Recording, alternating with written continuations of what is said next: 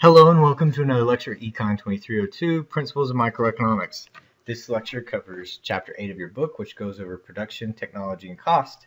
Up until now, we've talked about a few ways in which businesses can maximize their profit, and that's the goal of the business, if you recall. What we've said from Chapter 6 is that they can lower price, and because ceteris paribus, holding everything else equal, they're going to pick the good that gives them the most utility, and if it's based on price alone, they're going to buy more. And we've talked about elasticity and things like that. Chapter 7, if you'll recall, we talked about the marginal utility theory or utility theory, and therefore businesses can increase the utility of their good or decrease the utility of another good, and therefore increase profit. A good example of this utility theory is the commercials that Apple used to run just a few years ago. And they had two gentlemen. One guy was younger, more hip, attractive, and he would start off the commercial by saying, "Hello, I'm a Mac." And then there was a nerdy counterpart who was really dorky and awkward, and he would say, "Hello, I'm a PC." And the whole idea was to convey this message that the Mac, Apple product, was more popular, it would give you more utility, more happiness, satisfaction, and at the same time, decrease the utility, marginal utility, the amount of utils you would get from a PC. And if you'll recall from Chapter 7, the marginal utility equation, by increasing one and decreasing the other, we're going to see a big impact. Ceteris paribus, holding everything else equal. Well, today what we're going to talk about is what if businesses focus in-house on their own costs, and by becoming more efficient, maybe they can actually lower the price of their own good.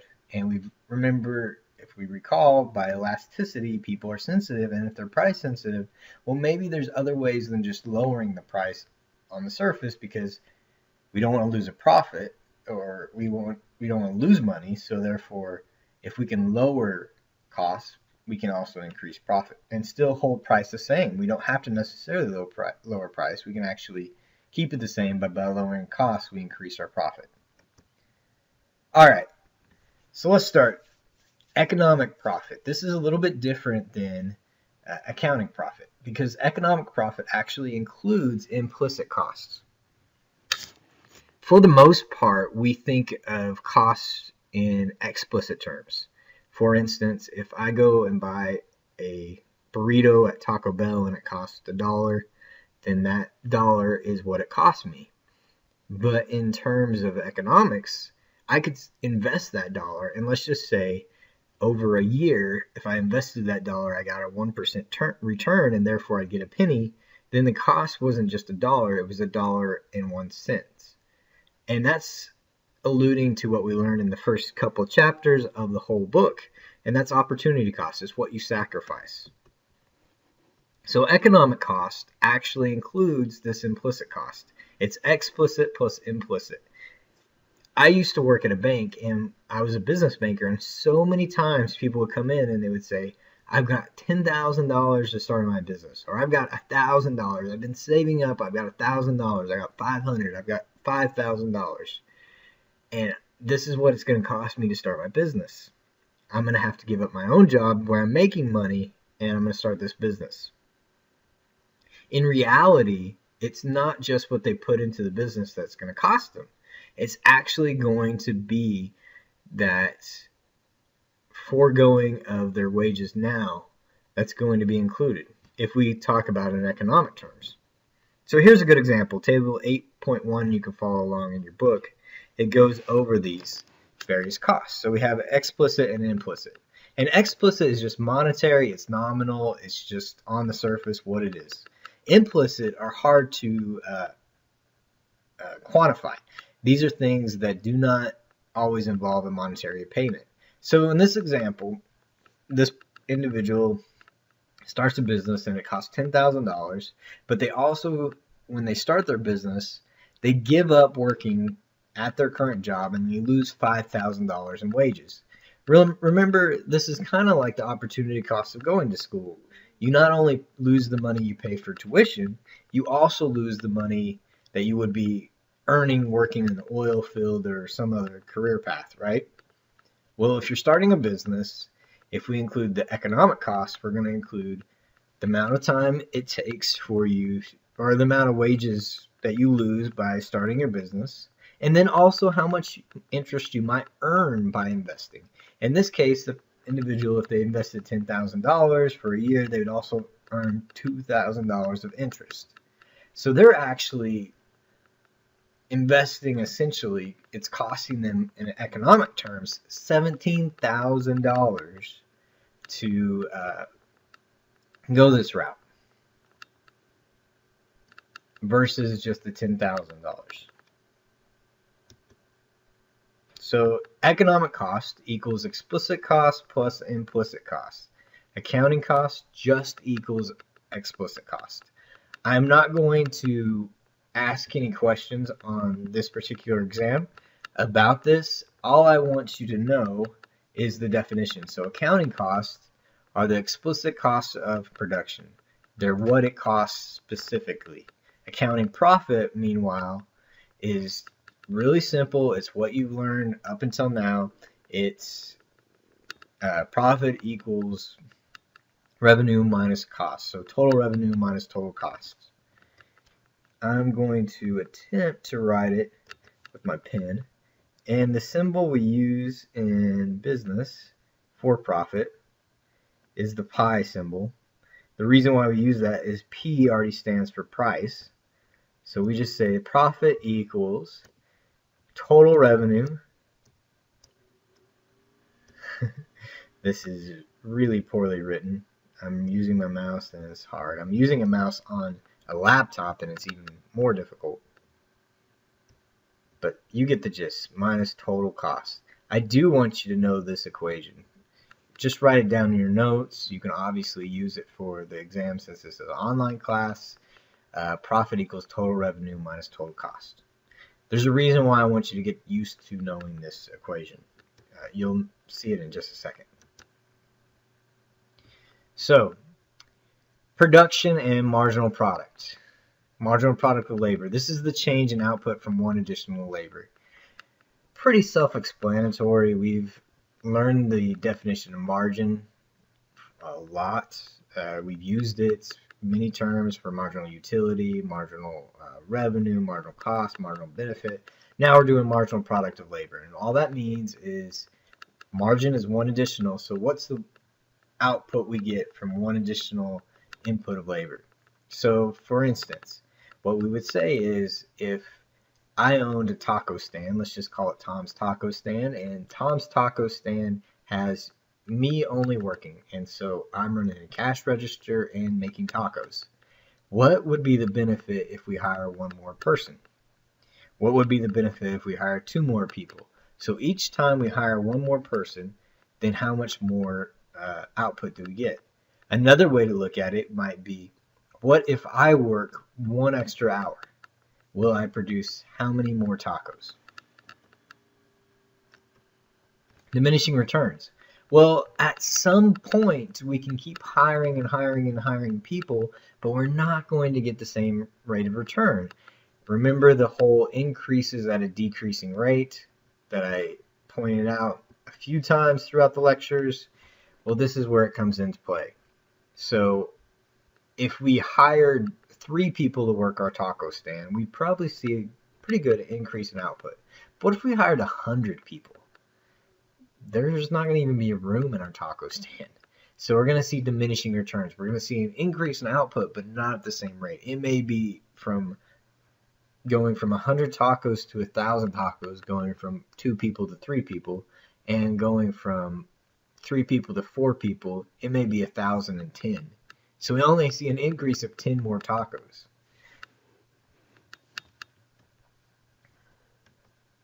All right, total product curve. This is a curve showing the relationship between quantity of labor and the quantity of output produced. Just a simple definition you'll need to know for the exam. Really, all I want you to know from it, not be able to graph it, but just know that it's measuring the quantity of labor and quantity of output. And the reason why I'm showing you this is because we can see the point. If we were to follow the change, the rate of change on the graph, we can actually see the point where we see diminishing returns. Let's see if it goes, oh, it doesn't go any further. But on this one, we might see this level off and look like this. And it may even slope up a little bit. Well, we're seeing output increase, right? Quantity of paddles. And we're seeing the number of workers increase. But from each point, this point to this point, which that would be the marginal product of labor, we are seeing a drop off. See, this is a huge percent. This is 4 paddles right here, and this one would probably be, I'm just guessing, I'm not looking over here on the number numerics, but it might be, let's see, 3, because we're going from 1 to 5 is 4, and then 5 to 8 we've got 3. 8 to 10, however, we're now at 2. We're down to 1 more taco, and then, or taco, sorry about that, paddle, and from 11 to 5, or 11.5. So when we add 5, go from 5 workers to 6 workers, the marginal productivity of labor is just 0.5. I don't know why I didn't just look over here at this part of the slide. Anyways, that's what I'm getting at with diminishing returns. And it just shows you that at a certain point, you're not going to get the same output. So short run total cost. So in the short run, costs are the fixed cost, or cost that does not vary with quantity produced. These are, those of you who have it accounting, you might recall this. These are the things that just don't change. They're not your utilities, because your utilities change over month to month. They're things like your rent, your workers who are salaried. The costs are just fixed, and that's why it's called fixed costs. They're not going to change. You know that every month your rent is going to be the same. You know that if your workers work 40 hours a week, they're going to get paid X amount per hour, and it's going to be the same. So these are your fixed costs. They're pretty easy to measure. Your variable costs, pay attention to the point variable. These are costs that change as quantity changes. And so the more you produce, the more electricity you're going to use, your utility goes up. A good example of this is in the winter. Your heat, keeping your customers satisfied, well, it's going to go up. That's variable. So you're in the winter, your gas bill goes up, but in the summer it goes down. Vice versa, your electricity bill is going to do the exact opposite, summer and winter, based on air conditioner and whatnot. So that's a good way to look at it from your own perspective, your personal household. However, when we're talking about the business, it might be something like, if I produce 100 tacos, I'm going to need at least 100 shells. And so if I produce 10 tacos, I'm going to need just 10 shells of tacos. However, the rent for my building doesn't change depending on whether I produce 100 tacos or just 10 tacos. So the short run total costs equal fixed costs plus variable costs. Pretty self-explanatory. If these are the only two costs we really have in the short run, are fixed and variable costs, then our total costs are just, and we're talking about accounting terms right now, and that's what we're going to focus on from now on. That's why I didn't really want you to know the equation for the economic profit. I just wanted you to understand that economic profit actually includes the implicit costs. Accounting costs, so its total cost would be fixed costs plus variable costs. Get to know this equation: fixed cost plus variable cost. So here's just an example of how it increases over time the more you produce. And if we were to graph it, our fixed cost, if we were to graph it, let's just say our fixed costs are $100. So you see this right here, this row here. No matter how much we produce or how many people we have, our fixed costs stay the same. Our variable costs, though, the more we produce, they're going to kind of slope like this. And the reason why it's not a slope where it's just straight up is sometimes it doesn't cost as much to buy things. For instance, if I go out and buy a package of tortillas to make my tacos, if I buy one package of tortillas that have 20 tortillas in them, I can make 20 tacos. And so the cost of producing one taco versus 20 tacos based on the price of tortilla is about the same. Whereas if I produce 21 tacos, now I've got to go out and buy a whole new package of tortillas. And so that's where we see this kind of smooth slope that looks like this with our variable cost. You're not going to need to know the graph. What I want you to know, though, to be able to see it from here, just so you know it in future reference, if you go on to an advanced accounting or economic course, this green line right here, if you add it to the variable cost, every portion on this graph or every place is parallel, the total cost is parallel to the variable cost because it's fixed cost plus variable cost. So if we were to measure at any point here the distance between the two lines, we would know that it's the fixed cost or $100. Okay, so short run average costs. This is something else you're going to need to know for the exam, and there's a reason why, and I'll tell you in just a second why you're going to need to know it. It's a pretty simple, straightforward equation. Average fixed cost equals fixed cost divided by quantity. Fixed cost divided by quantity. So that's pretty simple. It's how we get an average. Let's say that you're going to produce 100 tacos, and your tacos your fixed costs are $100. My writing is just deplorable. Sorry about that. So if we have $100 divided, and my fixed cost is $100, $100 divided by 100, we're now at 1. So our average fixed cost is $1 per taco, our fixed cost. Well, what would happen if this was 10 instead? Well, now my average fixed cost is $10. So the more I produce, what we're going to see is average fixed cost will automatically go down because fixed cost stays the same, right? Doesn't change. Average variable cost. Now let's look at this. This is a little bit different. Variable costs, they change. And let's just say that here we'll do it, $20 per 20 taco shells, and you decide to have 20 tacos based on that. Well, now you have a variable cost of $1, right? Well, let's just say that you do 21. Well, now it's $40, but it's divided by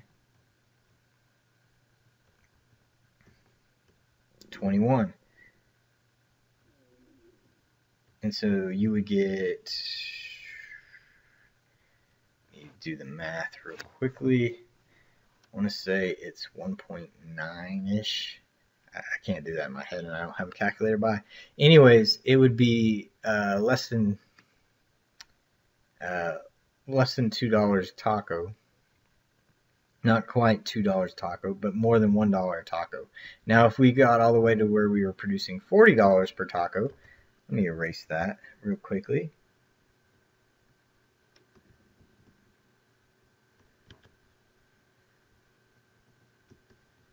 What we would see is that this would still equal to $1. But if we go up to 41, now we're paying $60. So unlike our fixed cost, up at the top, and my writing is bad. Hopefully I can get better at this or get a stylus. Don't think I'm going to do it on my laptop anymore. All right. Anyways, unlike our fixed costs, our variable costs change. And so we can't just produce more and expect that to go down. It will go down, but at the same time, if it increases more than it goes down, then it'll actually increase. And I know I said that in a confusing manner, but what I'm getting at is average fixed cost, the more you produce, the lower it gets. Average variable cost, it doesn't always work the same way. So this kind of shows you the average variable costs, how they look, and this shows you why it starts going down the more you buy. But then remember that one point which I'm talking about in my example, don't pay attention to the paddles and whatnot. But at a certain point, you have to buy a whole nother package of tortillas, and therefore your costs are going to go up.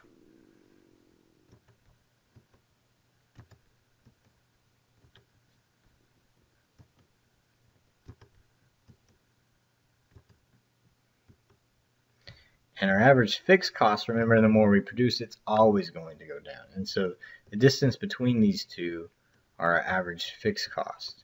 And our average fixed cost will just continually decrease until we have to add on more fixed costs. But for the most part, as long as ceteris paribus, everything stays the same. We're not adding more buildings and our fixed cost. We're just increasing our variable costs. So why do you need to know this?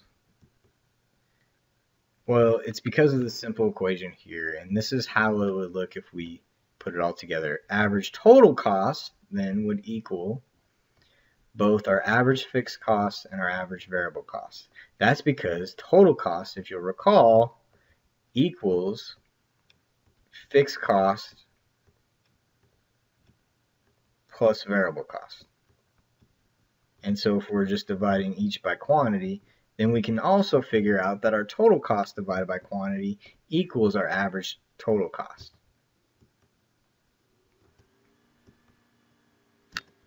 This is just a curve that shows you the relationship between marginal cost and average total cost. You're not going to need to know this for the exam, but if you want to look at it, this is kind of what it would look like if you were to graph it out.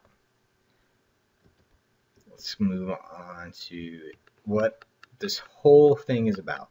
So the idea is, what if we can lower costs in the long run? And a constant returns to scale is a situation in the long run where total cost increases proportionally with output. So average cost is constant. What is great about this, then that means we can know if we produce one more good, cost will increase the same amount. So if we have one more good, then the cost will increase by 1. If we have cost increase by, or output increase by 10%, then cost will increase by 10%. Invisible input. This is input that cannot be scaled to produce a smaller quantity of output. You're not going to really need to know this for the exam. I don't think I asked this on the exam. Really, all it is just a fixed cost that's unable to be scaled. For instance, you have a big building or something like that, and you don't see that building get put into your actual cost because you're just paying for it monthly, and therefore you can't decrease the output. Economies of scale. You do need to know this. This will be on the exam. Economies of scale is a situation in which the long-run average cost of production decreases as output increases. So, for instance, if our average total cost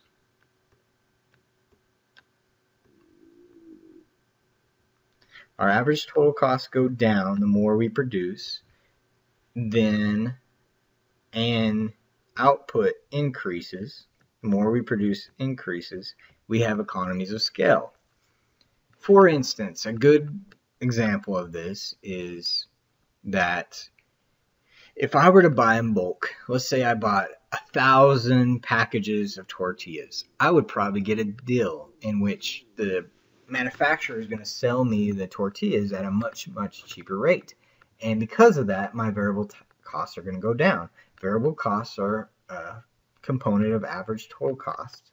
And therefore, I'm able to negotiate a better deal and get an economies of scale by decreasing the price the cost.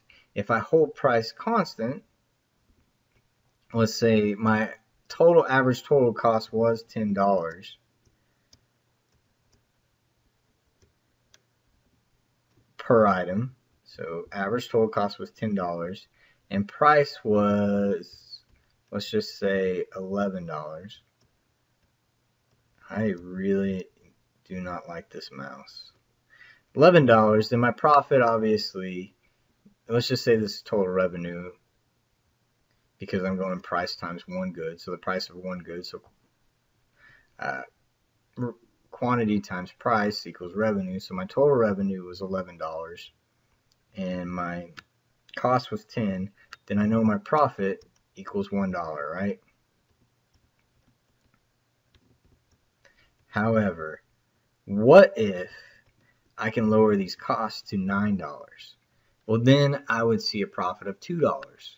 I can keep price the same. Remember, people are going to keep buying it the same. I can also lower price. What if I lowered price to $10.50 and cost was $9? Well, $10.50 minus 9 gives me $1.50 profit. So I'm able to actually increase the amount I sell based on price and the elasticity, as well as by production and cost. Minimum efficient scale. This is an output in which at which scale economies are exhausted. So at a certain point, I can't keep producing and getting a better deal. I have to just buy more and more goods, and they're not going to give me a better deal. I could buy 10,000 tortillas, and then what if I bought 10,001? They're probably not going to give me a discount. What if I bought 1,000,000 tortillas? They're probably going to give me a discount. What if I bought 2,000,000? Well, pretty soon it becomes more and more and more expensive for them to get the goods, and therefore they're not going to be able to sell it at a cheaper price, and therefore we would have a minimum efficient scale. Diseconomies of scale. This is a situation in the long run when average production increases as output increases. So therefore, we would see something like this. Average total cost. Oh man, this is really looking bad. I apologize again. ATC, average total cost, goes up, and at the same time, I'm not even going to leave that up there. Average total cost increase, output increases. So what we're getting at, if it was constant, let's just say it was constant, then we'd have a constant returns to scale. But what if it wasn't constant? What if it cost us more to produce more? A good example of this is farming. Eventually, if you're going to farm more, you're going to have to buy more land. And at a certain point, you exhaust the amount of land that you yourself, with one combine or one stripper, talking about cotton swathers, things like that, truck, whatnot. Eventually, you're going to have to buy more equipment, more land, and at that point, you're going to have a diseconomies of scale, in which you're not going to get as much return as it costs to produce more.